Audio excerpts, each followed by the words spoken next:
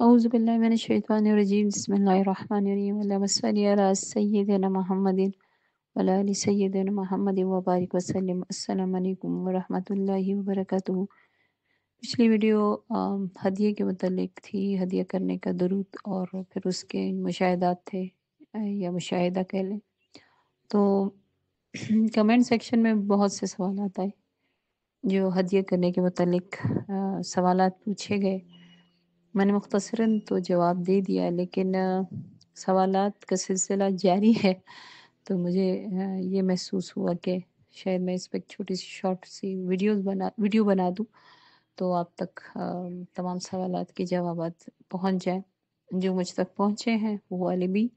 اور جو میں سمجھتی ہوں کہ شاید ان کو کلیئر کرنا اس بات کو ضروری ہے۔ سب سے پہلے تو ہدیہ کرنے کا مطلب آپ تھوڑا سا مفہوم سمجھ لیں تو میرے خیال میں باقی سوالات کے جوابات خود دم توڑ دیں گے۔ پہلی بات تو یہ ہدیہ کرنا ہوتا کیا ہے۔ جب ہم درود ایک دفعہ پڑھتے ہیں یا جیسے اللہ صلی علی محمد تک پہنچتے ہیں تو فرشتہ ہمارا یہ درود ہمارے اور ہمارے والدین، یا ایک کسی حدیث میں والدین ہے بھی ہے، والد کے نام کے ساتھ نبی اکرم صلی اللہ علیہ وآلہ وسلم کے دربار اقدس تک پہنچا دیتا ہے کہ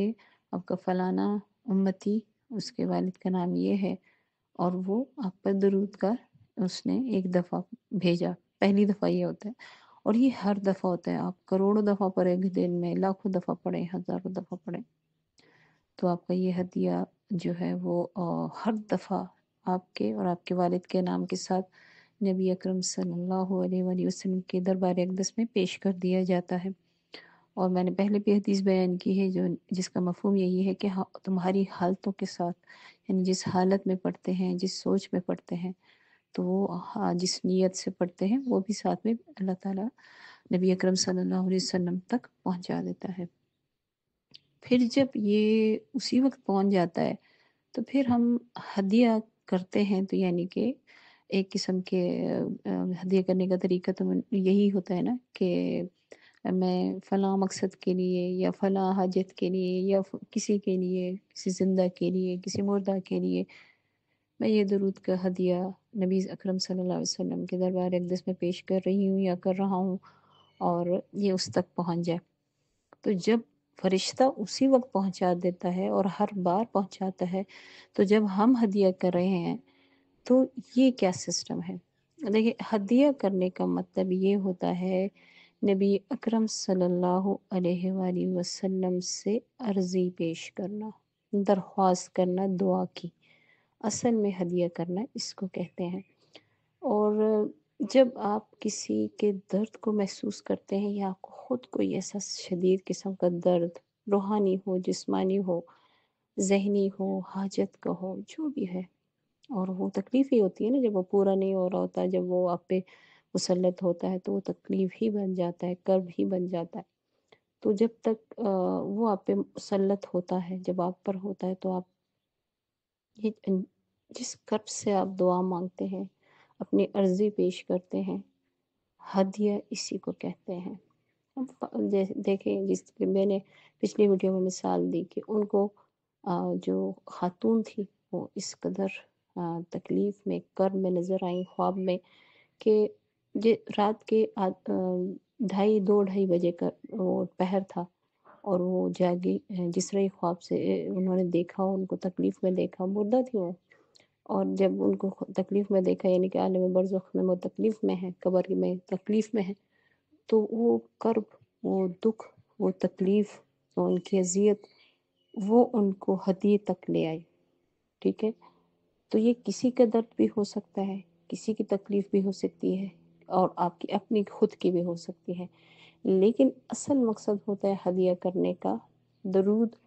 ہم پیش کرتے ہیں، فرشتہ تو پیش کر چکا ہے، لیکن ہم اس درود کو پڑھ کر نیت یہ کرتے ہیں کہ میں نے آقا کریم صلی اللہ علیہ وسلم کے دربار اقدس میں یہ درود جو میں نے پڑھا، تو میں نے دعا کے لیے درخواست کرنی ہے۔ ہدیہ دراصل ایک دعا کی درخواست ہے جو آپ کو اپنی یا کسی اور کی تکلیف کے بعد محسوس ہوتی ہے، اور پھر آپ اس کے لیے درود پڑھتے ہیں اور پھر دعا مانگتے ہیں، عرضی پیش کرتے ہیں کہ نبی اکرم صلی اللہ علیہ وسلم مجھے جسم میں ادھر تکلیف ہے، یا میرے دل کو ادھر تکلیف ہے کسی حاجت کی وجہ سے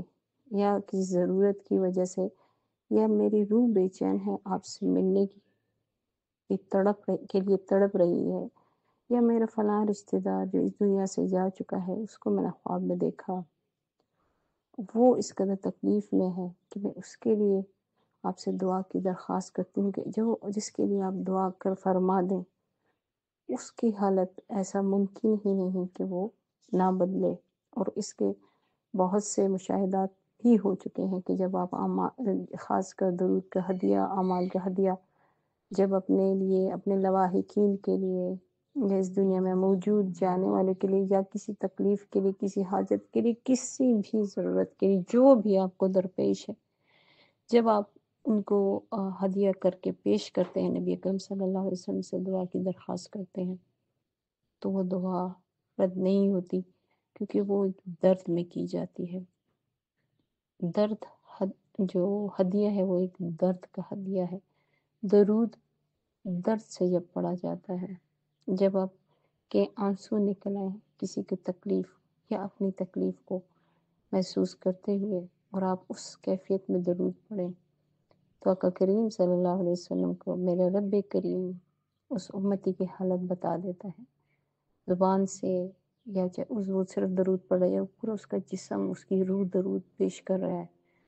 تو اللہ تعالیٰ اپنے نبی اکرم صلی اللہ علیہ وسلم کو اس امتی کی حالت بتا دیتے ہیں، پیش ہو جاتی ہے، اور وہاں سے دعا ہو جاتی ہے۔ تو دراصل درود کا ہدیہ ایک دعا کی عرضی ہے، اور اس کا جواب آنا ادھر سے ہدیہ ہے۔ ہدیے کا جواب ہدیہ ہی ہوتا ہے، تحفے کا جواب تحفہ ہی ہوتا ہے، دعا کا جواب دعا ہی ہوتا ہے۔ تو جو بھی تکلیف ہے آپ کو، اس کو تصور میں رکھیں، اس کو زبان پہ لانے کی ضرورت نہیں ہے، آپ کا تصور ہی پہنچ جاتا ہے نبی اکرم صلی اللہ علیہ وسلم کے دربار اقدس میں۔ بس محسوس کریں، دل سے محسوس کریں، دوسروں کے دکھ درد پریشانی کے لیے اپنے پیچھے کر کے جب آپ دوسروں کے لیے درود کا نذرانہ ہدیہ پیش کرتے ہیں، نبی اکرم صلی اللہ علیہ وسلم سے دعا عرضی کے لیے عرضی ڈالتے ہیں، تو اصل میں وہی کیفیت ہوتی ہے جہاں پہ درود بھی قبول ہوتا ہے بہت جلد، اور اس کے اثرات ہوتے ہیں، اور جہاں پر دعا بھی بہت جلد کی کر دی جاتی ہے۔ ویسے تو نبی اکرم صلی اللہ علیہ وسلم رحمت للعالمین ہے، اس میں کوئی شک نہیں۔ آپ کے ہر پیر اور جمعرات کو اعمال پیش ہوتے ہیں، اپنی امت کے اعمال میرے نبی اکرم صلی اللہ علیہ وسلم، نبی محترم صلی اللہ علیہ وسلم دیکھتے ہیں، پیش ہوتے ہیں، لیکن وہ تو سب کے ہوتے ہیں۔ جب یہاں درود پڑھ کے آپ ہدیہ کرتے ہیں تو وہ خاص ہو جاتے ہیں۔ تو درود کا ہدیہ ایک خاص کیفیت ہے، اور اس کو اگر خاص کیفیت میں آپ ڈوب کر پڑھیں تو بہت جلد آپ کو جواب آتا ہے۔ تو میں اس لیے کہتی ہوں، یہ میں نے آخر میں ایک خاص کیفیت کا اس لیے کہا کیونکہ بہت سے لوگ اب یہ کہیں گے کہ ہم تو ہدیہ کرتے ہیں لیکن اس کا جواب نہیں آیا، تو کیفیت بہت ضروری ہے، اور وہ کیفیت خود نہیں پیدا کی جاتی، یہ دل میں اٹھتی ہے۔ کسی کا دکھ درد محسوس جب ہوتا ہے تو اپنا دکھ جب بھول جاتا ہے تو یہ کیفیت پیدا ہو جاتی ہے۔ تو اللہ تعالیٰ ہمیں نبی اکرم صلی اللہ علیہ وسلم کی امت کے لیے وہ درد عطا کریں، چاہے وہ اس دنیا میں موجود امت ہے، چاہے قبروں میں موجود ہے، چاہے کہیں پہ بھی موجود ہے۔ تو اللہ تعالیٰ ہمیں ان کے دکھ درد کے لیے اپنے دکھ درد کو بھولتے ہوئے ان کے لیے دعا کرنے کی توفیق طاقت عطا فرمائے، اور اپنے تمام درود کا ہدیہ ان کی خاطر پیش کرنے کی سعادت نصیب فرمائے، کیونکہ یہ بہت بڑی سعادت ہے جب انسان کو ایک موقع ہی ہے اپنی ضرورت کو پورا کرنے کا، اپنے دکھ درد کو پورا کرنے کا، لیکن آپ اس کو پس پش ڈال کے دوسروں کے لیے جب دعا کر دیتے ہیں تو یقین جانیں آپ کی اپنی دعا بھی ضرور قبول ہوتی ہے۔ تو اللہ تعالیٰ ہمیں ایسا بنا دے جس میں رب چاہتا ہے۔ السلام علیکم ورحمۃ اللہ وبرکاتہ۔